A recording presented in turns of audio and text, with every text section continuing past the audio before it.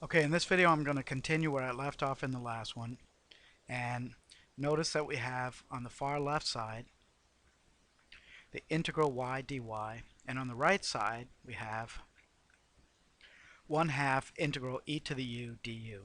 And so this is the equation that we're going to be working with.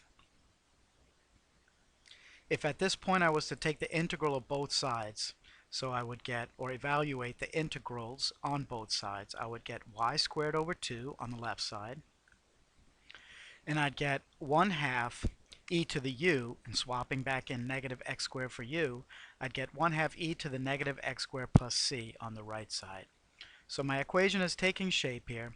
If I wanted to, at this point, I could easily multiply both sides by 2, and I'd get y squared is equal to e to the negative x squared plus 2c, but 2c is a constant, so I'm just going to rewrite that as y squared is equal to e to the negative x squared plus c, where this c is a different c from the previous c, but it's still a constant, and so we're not going to worry about that, what we call the c's.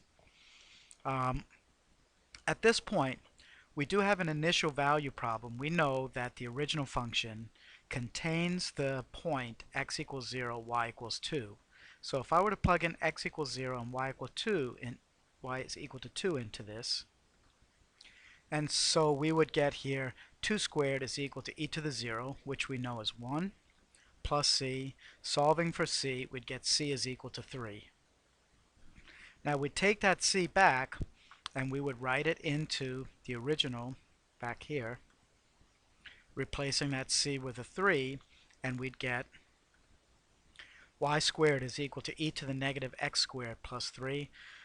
Taking the square root of both sides would give us y is equal to square root of e to the negative x squared plus c, which is answer D. And that solves that problem. Okay, we'll go on to another one of the questions asked.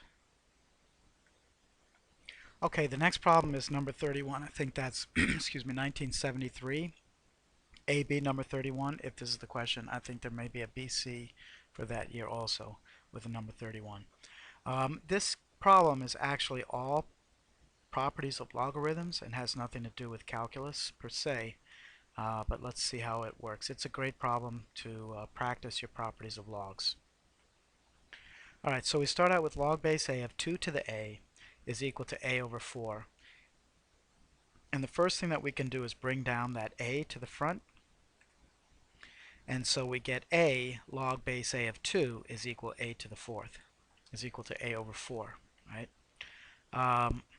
So we should be able to cancel the a's at this point. And we have log base a of 2 is equal to 1/4. Remember that a logarithm is really an exponent. And so that log base a of 2 really means the exponent that raises a to equal 2. So since we know that that exponent is 1/4, then this implies a to the 1/4 is equal to 2. The logarithm, log base a of 2, is the exponent that raises a to equal 2. And since that exponent is 1/4, we get a to the 1/4 is equal to 2. And we know that 16 to the 1/4 power is equal to 2. So a is equal to 16. Okay, then I'll go on to number 37, AB, and 1973. Now this problem is also a differential equation, and we're going to use separation of variables. So we divide both sides by y, moving the y over to the derivative side. And we get 1 over y dy dx is equal to 4. When I integrate both sides with respect to x, I will get integral of 1 over y dy is equal to 4 integral dx. And I get natural log of absolute value of y is equal to 4x plus c. I'm going to exponentiate both sides. And when I do, that gives me absolute value of y is equal to e to the c e to the 4x, which gives me y is equal to plus or minus e to the c e to the 4x. When I plug in x as 0, y is 4. Then the e to the 4x goes away. I get 4 is equal to plus or minus e to the c, and so y is 4e to the 4x, which is answer A.